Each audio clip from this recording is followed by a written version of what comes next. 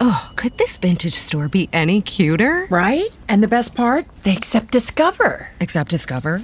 In a little place like this? I don't think so, Jennifer. Oh, yeah, huh? Discover's accepted where I like to shop. Come on, baby, get with the times. Right, so we shouldn't get the parachute pants? These are making a comeback. I think. Discover is accepted at 99% of places that take credit cards nationwide. Based on the February 2025 Nielsen report. Breaking news from Good Ranchers. Over 85% of grass-fed beef in stores is imported. Most grocery store meat contains antibiotics, hormones, and harmful seed oils. Good Ranchers does things differently. All their meat is born and raised on local American farms. No antibiotics, no added hormones, no seed oils. Just one ingredient, meat. Visit GoodRanchers.com and get $25 off your first order with code RANCH25. That's code RANCH25 for $25 off your first order. GoodRanchers.com.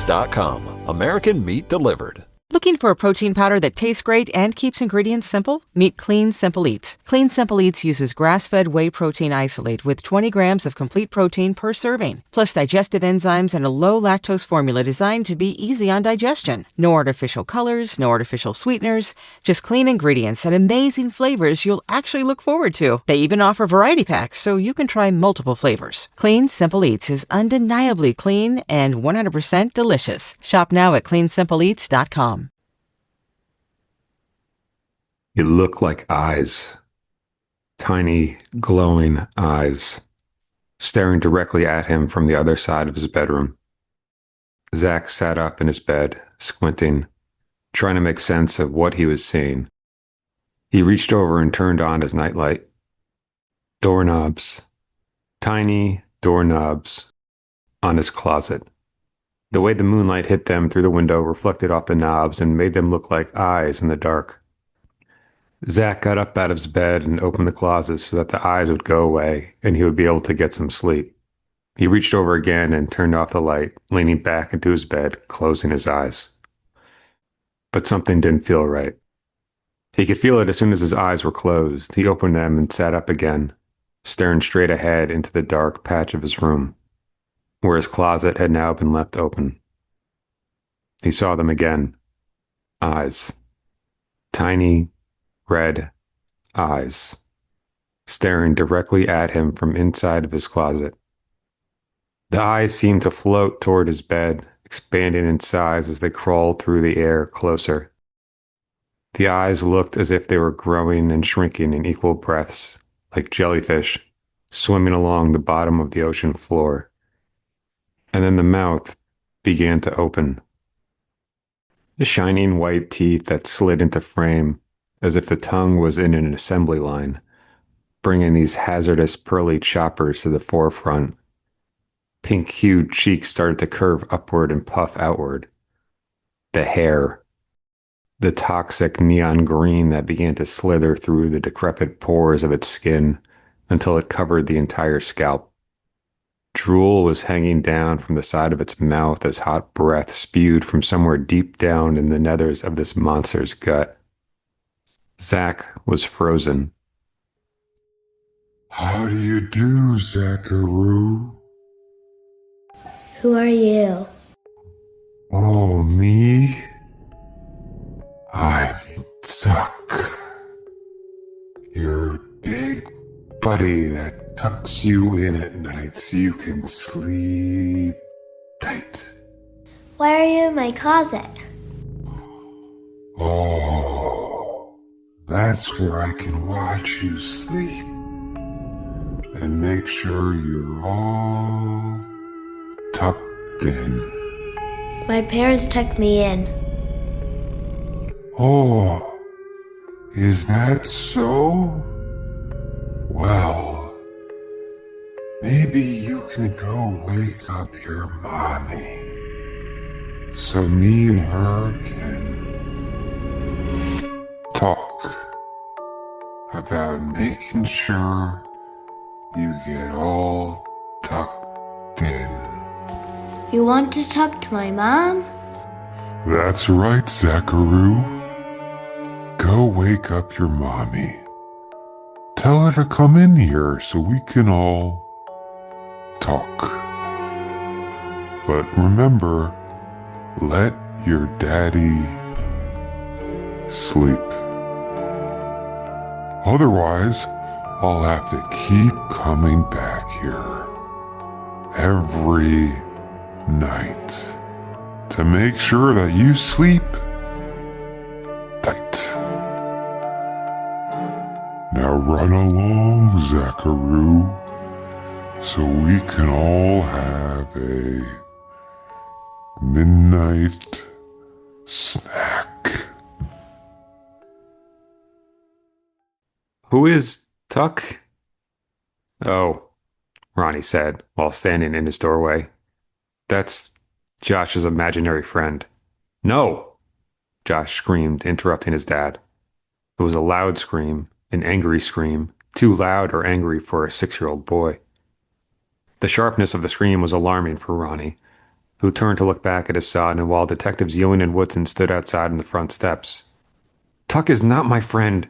Tuck is bad. Tuck made Mom go away. Josh ran out of eyesight.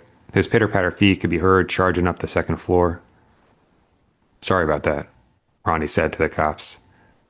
Josh has been through a lot. We'd like to talk to Josh too, Detective Woodson said. Is that all right, Ronnie? Of course, Ronnie said.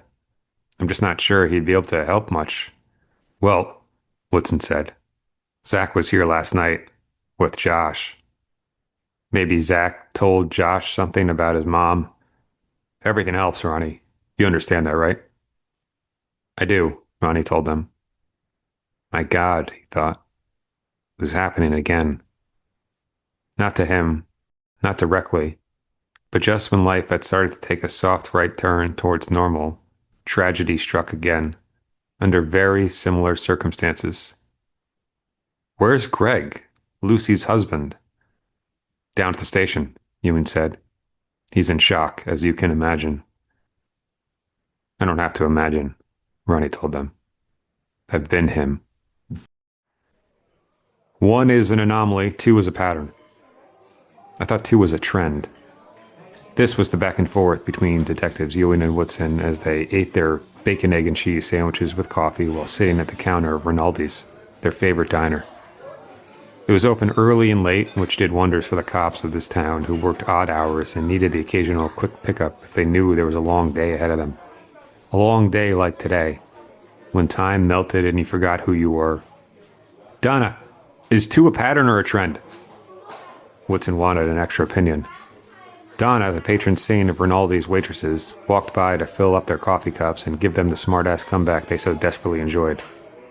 I was sick that day at Harvard. Anything else, boys? Just a check, hon, Ewing told her. Woodson was using a toothpick while asking Ewing, do you think the kid knows anything? Which kid? Ewing responded. Either. They gotta know something, right? Same deal, Mom hangs herself in the kid's bedroom. Dad is in shock. And the kid says a clown made the mom do it. What's the connection between the families? You think they were... what? Having an affair? Woodson asked. Maybe they were swapping? Wow, Ewing said. You sound like one of my wife's novels. Donna placed the check down while smiling and said, Don't work too hard, boys. Ewing started to take out his wallet until Woodson grabbed his arm and told him that he got it last time. Woodson was on the clock for the check. He continued to speculate. Maybe the wives were in love, but they could never be together? Woodson dropped cash onto the counter as they both got up and started to walk out, continuing to throw theories against the wall. Feels like a leap, Ewing told him. Community leaders, beloved mothers, the records aren't just clean, they're pristine. They both ended just because they can't be together? I don't buy that. My sister-in-law is gay, Woodson told him. It's tough, man. Everyone stares at you cross-eyed. You can't even get married. That's gotta take a toll. They sat into the patrol car as the spitballing was snowballing. No note? No declaration of why they did it? They just off themselves? No. It's hot. My wife would love this theory. Hell, I'm sweating just thinking about it. But no, it's gotta be the husbands. It's usually the husbands. Ronnie Roswell? The guy's a dandelion. And Greg Houston. I damn near fell in love with him myself during that auction last month. He's the nicest guy in town. Ewing pushed in the cigarette lighter as he asked, "You know what they say about nice guys?" "They finish last?" Woodson asked. "They finish last," Ewing said, echoing his partner. "And they're usually the last ones you suspect." "You hungry, buddy?" Josh didn't say anything. He just lay in bed on his side, quiet. "I'm gonna make some grilled cheese," Ronnie told him. "You want one?" Ronnie walked over and sat on the side of Josh's bed. "Josh, we gotta go down to the police station. Maybe we should eat first, huh?" "Why?" Josh asked. "Well, because..." Ronnie didn't have the energy for this. He couldn't believe this was happening again. To his shock, he didn't have to. Josh would do it for him. "Did it happen again, Dad?" "Did what happen again?" Ronnie asked him. Josh sat up and looked at his father square in the eye. "Tuck," he said. "Did Tuck make Zach's mommy go away?" "I thought vultures only came out during the day." That was Woodson's reaction to what they saw as they entered the police station parking lot. Camera crews littered the entire block. Two middle-upper-class Caucasian women hang themselves in a quaint town within a relatively short amount of time. It's going to gain some media steam. Ewing and Woodson knew this, all the cops did. They had to wave away a couple brave reporters who tried to get in their path and ask questions. "Ongoing investigation," they both said, until they were able to enter the station. The first pair of eyes they saw were Josh, waiting by the front desk. He had a light green jacket drenched over his Chewbacca pajamas. Ronnie was holding onto Josh's shoulder. He waved to Woodson and Ewing with his free hand. Selma, the receptionist, was waving higher. "Chief wants a word." Selma had become an expert at speaking above the crowd, which was considerable today, much more so than usual. Ewing and Woodson nodded as they walked up to Ronnie and Josh. "Thanks for coming, guys. Give us 5 minutes?" "No problem," Ronnie said. "Cool Chewbacca shirt," Ewing told Josh, before walking away with Woodson down the hall. They rounded the corner and saw the chief's office. Chief Spader was slender with a shaved head and a bushy mustache that looked like someone had chopped off a squirrel's tail. Spader was standing by the door, much more antsy than his standard operating posture. Spader was a sitter. If he was on his feet for more than 5 minutes, it was a miracle. Today, he was snapping his fingers to expedite the speed at which his two detectives moved, closing the door behind them. Houston is here. Craig, husband of Lucy, and their kid, Zach. "Who's with them?" "Lowe and Morris," Spader told him as he sat in the front of his desk. "This is a new kind of beast. Two suburban moms hang themselves, and now every news outlet from here to the state line wants a scoop. I just got a call from the governor asking me if I knew why they did it.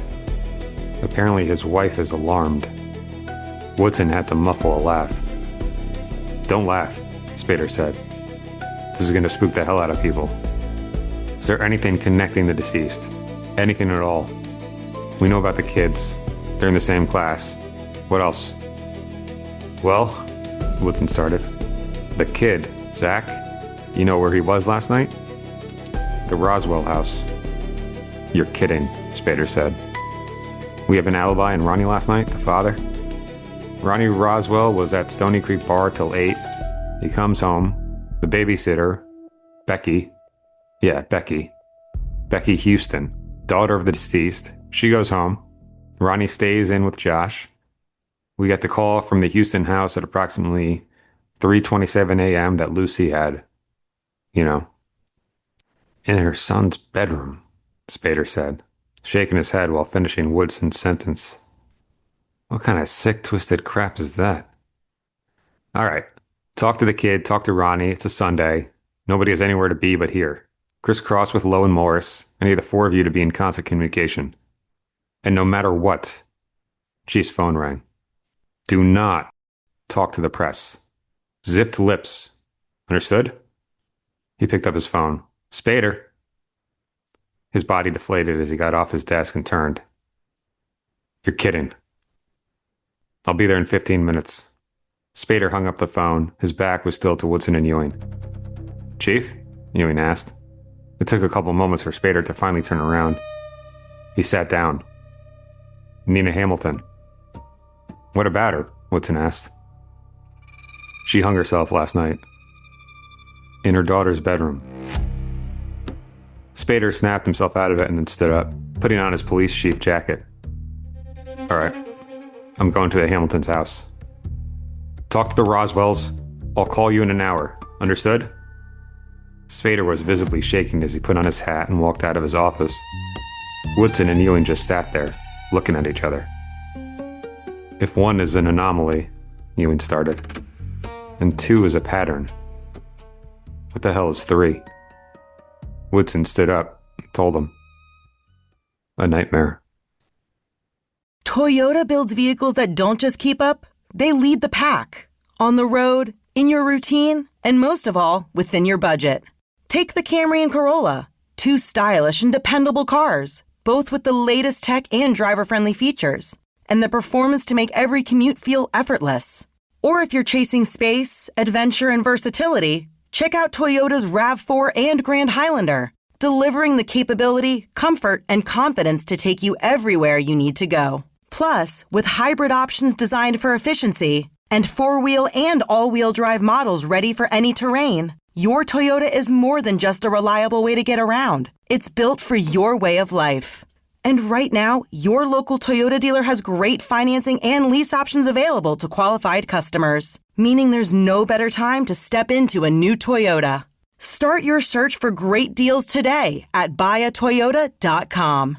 Toyota, let's go places. Oh, could this vintage store be any cuter? Right? And the best part? They accept Discover. Except Discover? In a little place like this? I don't think so, Jennifer. Oh, yeah, huh? Discover's accepted where I like to shop. Come on, baby, get with the times. Right, so we shouldn't get the parachute pants? These are making a comeback. I think. Discover is accepted at 99% of places that take credit cards nationwide. Based on the February 2025 Nielsen report. Springfest means more sun, more fun, and more free at Lowe's. Keep your yard in line with an additional free Ego 56-volt battery when you buy a select Ego mower, trimmer, or blower. Plus, keep landscaping fresh with Stay Green 1 cubic foot garden soil, 5 bags for $10. Our best lineup is here at Lowe's. Valid through 4/8 while supplies last. Selection varies by location. Soil offer excludes Alaska and Hawaii.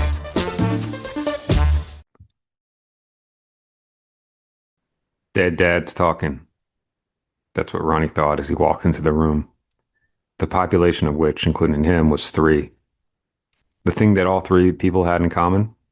Their wives had hung themselves in the bedrooms of their youngest child during the middle of the night. Ronnie had been the first several months ago.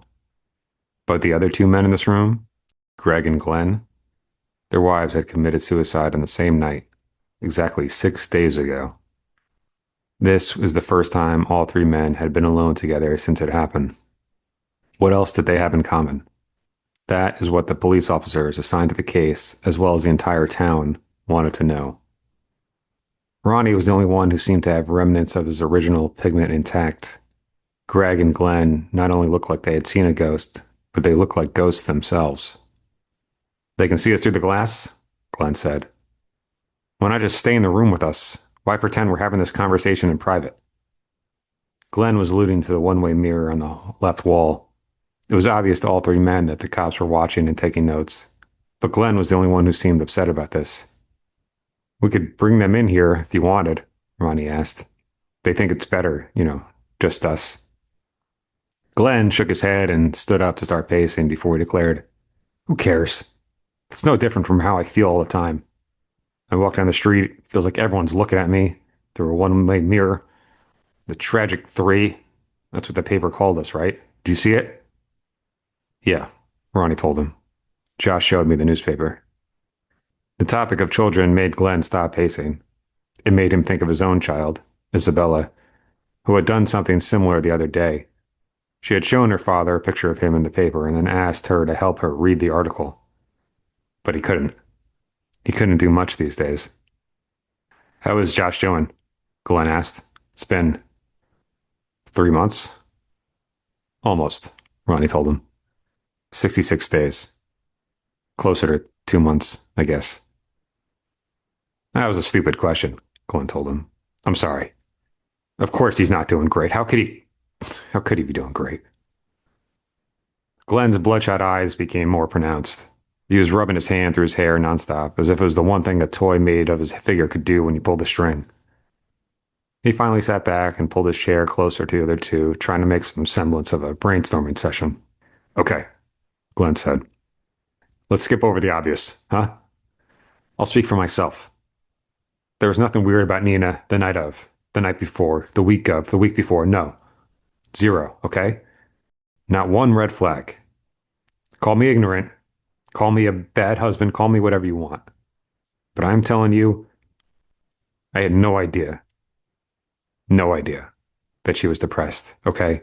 It makes no sense. Not now, not ever. No, no. Did you guys, I mean, did you know?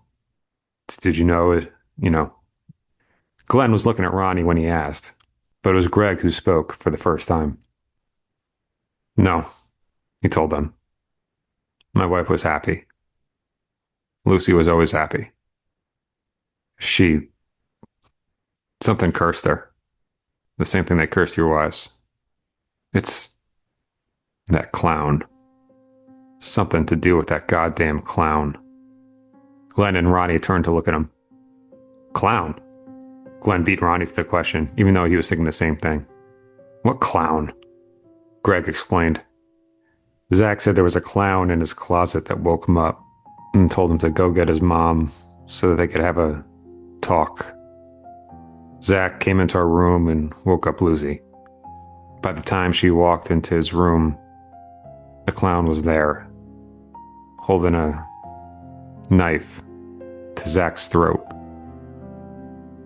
The clown told Lucy to choose: hang herself or watch her child get his throat slit.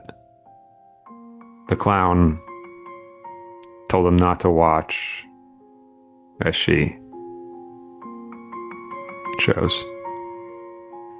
There was a brief silence until Glenn broke it by saying, "A clown? Isabella didn't tell you about the clown?" Ronnie asked. No, she didn't tell me about the clown. Why am I only hearing about this now? Why aren't the cops out there looking for the, clown? Ronnie asked. Yes, Glenn screamed, the clown. Why didn't you tell them about this, or me? We did, Greg said. Our boys gave a full statement to the cops. And?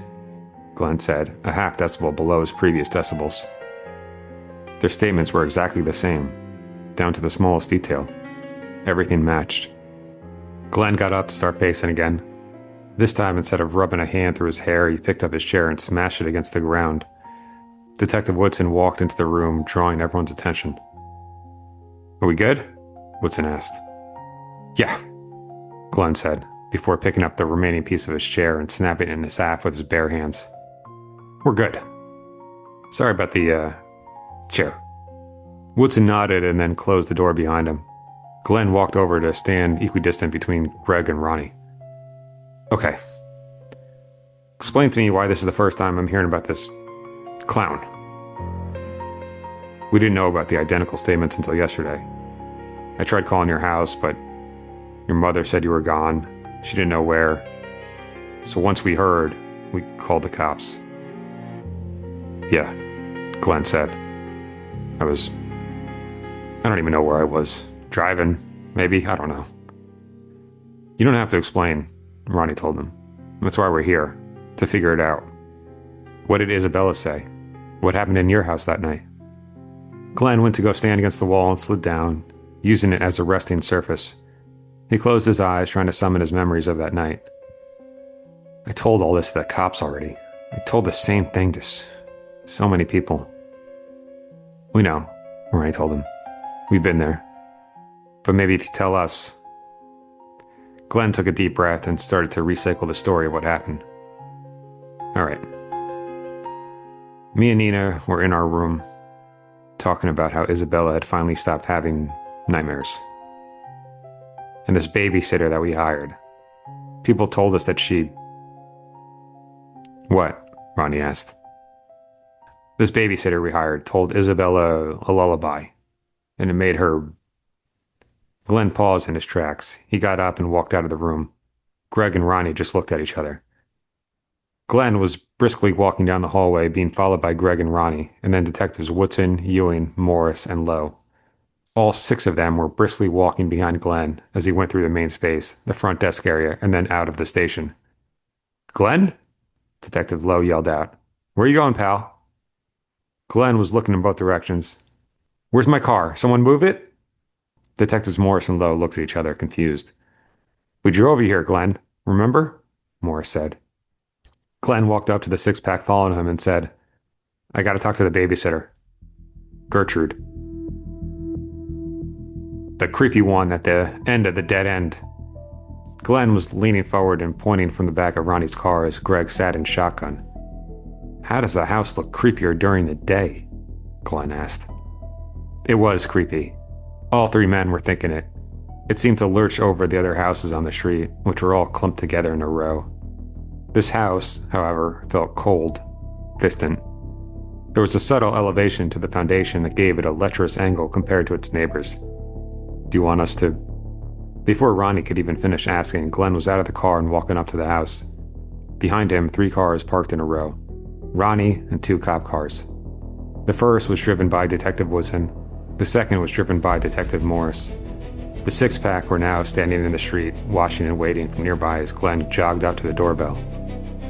He waited, pacing along the porch, trying to peek in from a window, which were all covered by shades that gave little insight to what was happening inside. And then the front door opened. Did you know that you can buy your car completely online on AutoTrader? Really?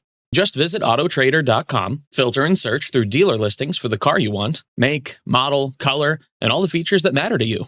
Go ahead, get picky. Whether you're into subcompacts with heated cup holders, crossovers with all-wheel drive, pickups with kicking sound systems, or SUVs that can survive whatever chaos your kids unleash. Just drop in your info and you'll only see cars in your budget. Really. Once you find your one and only, you can do the whole deal online and have the car delivered to your driveway. Or you can pick it up at the dealership and drive your new ride right off the lot. Really. AutoTrader makes it easy to buy your car online because the whole process is designed around your wants and must-haves. AutoTrader. Buy your car online. Really. Looking for a protein powder that tastes great and keeps ingredients simple? Meet Clean Simple Eats. Clean Simple Eats uses grass-fed whey protein isolate with 20 grams of complete protein per serving, plus digestive enzymes and a low-lactose formula designed to be easy on digestion. No artificial colors, no artificial sweeteners, just clean ingredients and amazing flavors you'll actually look forward to. They even offer variety packs so you can try multiple flavors. Clean Simple Eats is undeniably clean and 100% delicious. Shop now at cleansimpleeats.com. Going outside is so in during Springfest at Lowe's. For a limited time, get extra big deals on select Holland pavers, 3 for $1. Plus, save $70 on the Charbroil Performance 4-burner grill, now $179. And Chef Up shareables for your whole crew. Picture perfect patios and good food? Yes, please. Our best lineup is here at Lowe's. Valid through 3/30 while supplies last. Selection varies by location. Paver offer exclusive Alaska and Hawaii. Standing there was a young woman, no older than 25, maybe 26, Glenn thought. She had a flowing blonde hair and vibrancy that hit you like a heavyweight roundhouse. "Can I help you?" the woman said, smiling. "Yeah, is Gertrude here?" Glenn asked. "She was a babysitter for my kid. I need to speak with her. It's as you can see, it's urgent." Glenn was alluding to the multiple cops behind him. "Oh, I'm afraid not. Gertrude is out of town. I'm her niece, Rose. Is everything okay?" "No, Rose, it's not," Glenn said, walking up to her. "What's her number? How can I find her?" "Oh, dear," Rose said. "Well, now, let me think. She said she was going to a retreat, but she didn't tell me where." "She didn't tell you where? She just left with no way to contact her?" Glenn now had the posture and cadence of a cop. "That doesn't sound odd to you, Rose?" "Oh, well, that's Aunt Gertrude for you. She's always been very spontaneous. But of course, I would be more than happy to try and get you in contact with her. I see that this is quite urgent." "Yeah, do that, Rose. Please, okay? Please, do that. Thanks." "Oh, of course," Rose said. May I ask your name? Glenn, he told her. Isabella's father. She'll know who I am. Oh, Gertrude said. Glenn. Oh, I am so sorry for your loss. Rose walked up to Glenn and wrapped her arms around him. The way she hugged him was so warm, so comforting, so genuine. She whispered something into his ear and then let go. When she did, she made sure to make eye contact as she smiled, and then turned around to go back inside of her house. The creepy one at the end of the dead end. Glenn's fire and rage seemed to float away. He turned around and walked slowly back to the six-pack, following him. What did she say? Ronnie asked. Glenn didn't answer. It was as if he didn't hear the question. He just walked past them and sat on the hood of Ronnie's car, a maroon 1987 Honda Accord. This okay? Glenn asked. Me sitting on your car? Yeah, Ronnie told him. It's fine. What'd she say, Glenn? Detective Morris asked. Glenn was still lost in thought. A lot of thought. Well, she hugged me. Glenn paused. What? Greg asked. There was a beep from behind them. It came from the patrol car of Morris and Lowe. Lowe turned around to open the passenger side door and sit inside. He grabbed the walkie and said, Go for Lowe? Yeah, I'm with him. Everyone else was still waiting for Glenn to finish his thought. Whatever was swimming around his mind in the moment. Morris asked him again. What'd she say, Glenn? Glenn took a beat and then he told him. She said, Come back alive. Nobody knew what that meant. They sat there in sweltering silence. Morris? Lowe said. Morris turned around. Lowe had a look in his eye. It was heavy, like an anchor being dropped to the ocean floor. What's up? Morris asked. Lowe didn't say anything. He just held out the walkie. Lowe walked over and took it, standing just outside the patrol car. Woodson and Ewing had one eye on their colleagues and one eye on their citizens. Lowe stood by. You could see his heart sinking. The sound of a crack. It was the walkie being dropped to the ground. Now everyone was looking at Morris and Lowe. What's going on? Woodson asked them. All good, fellas? Ewing asked. Morris held his hand out and just said, Keys. Lowe did just that. Morris walked around to the driver's side and got in as Lowe sat in the passenger side seat. Morris turned on the flashing red and blue and peeled out of there. The smoke from the tire invaded the air around Woodson and Ewing as they watched their colleague drive away with the speed of a fresh bank robber. Then they looked at each other, confused. The hell was that? Ewing asked. Another beep. This one came from their own patrol car. Woodson reached inside to grab the talkie. Go for Woodson. Yeah, I'm with him. What's up? That look. The same look that Lowe had only a moment ago. Woodson had it too.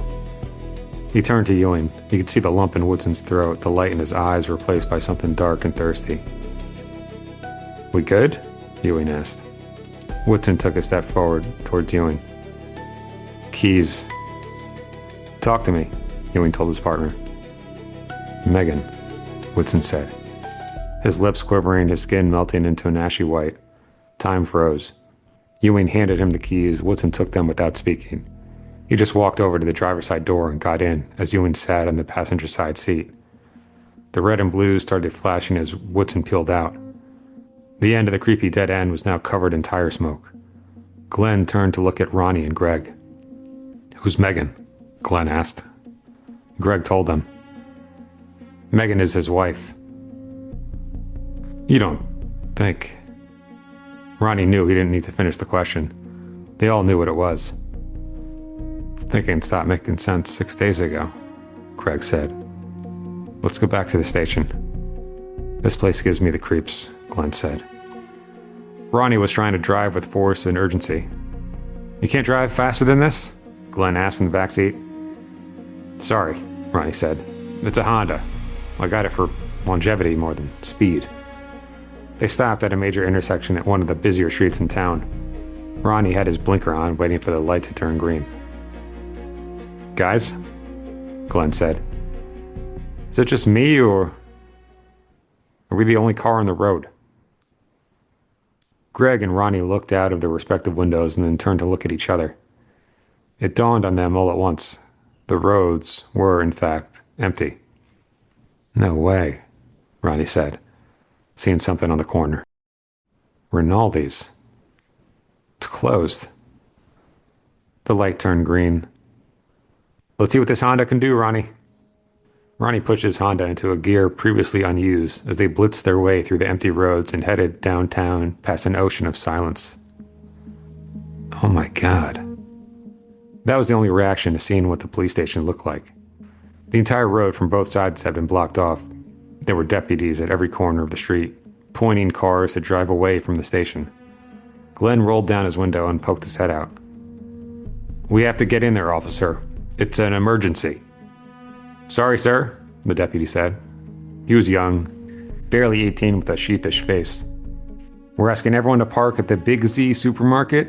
If you need assistance, you can call this number. The sheepy deputy handed Glenn a card. He put it down and then stuck his head out further. No, you don't understand. We're the Tragic Three. You know us, right? Everyone knows us? Oh, yes, sir. I do. I'm sorry. I'm just doing what I'm told. Please, call that number for assistance, please. The sheepy deputy stood upright and then walked over to the next car, which was honking loudly. Since when do police stations hand out alternative contact numbers? Glenn asked. Are they really not going to tell us what's going on?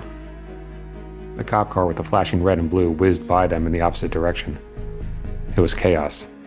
TV crews were trying to claim small patches of land in front of the station. Deputies were zigzagging through road traffic and sidewalk traffic in an attempt to restore order. Maybe we should just head home, Ronnie said. I can't, Glenn told him. I'll get out and catch up with you guys later. Get out? And go where? Ronnie asked. You can't get in there, Glenn. I'll get in. I'll figure something out. It's fine. I'll be fine, all right? Glenn started to open the door. Sir, please do not get out here. Please, thank you. Sheepy deputy was shouting from one car behind. Ah, Jesus Christ, Glenn said, closing his door. All right, drive to the corner and I'll hop out, all right? Why don't we go grab a coffee, Glenn?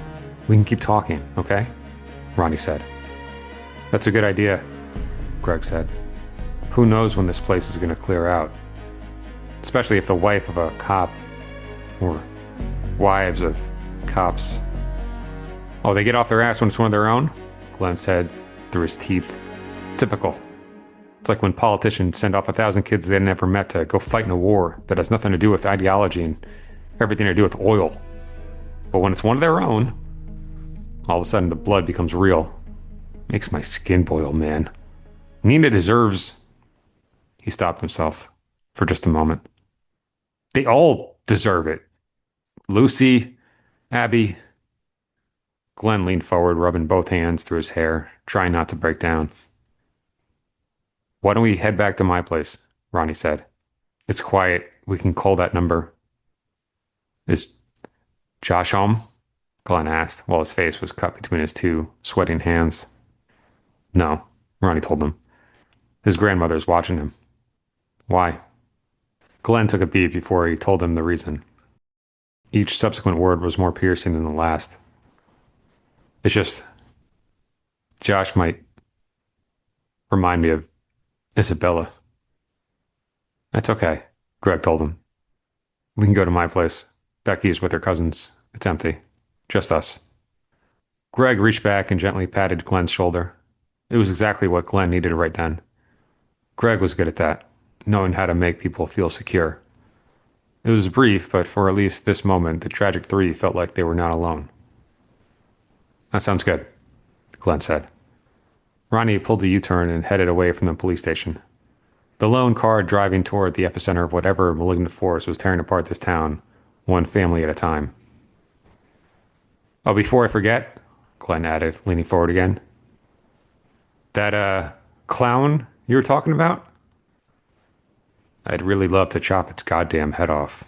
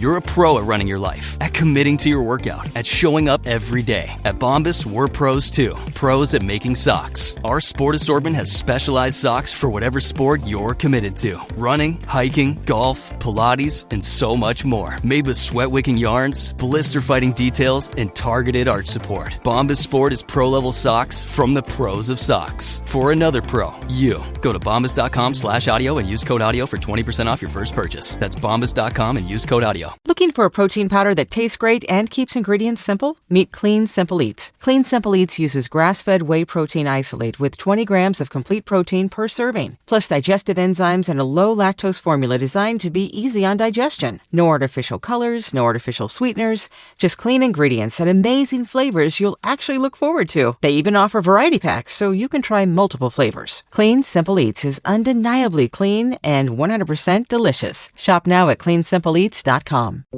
You look like you deserve a fresh start to the new year, and there's nothing better than a classic California road trip. Everyone at Rush Creek Lodge and Spa at Yosemite is ready to welcome you with open arms and miles of smiles. Rush Creek's the ideal base camp for exploring Yosemite's wide open spaces, breathtaking scenery, and pristine mountain air. Go to rushcreeklodge.com and use promo code CHILL to get half off your third night on winter stays.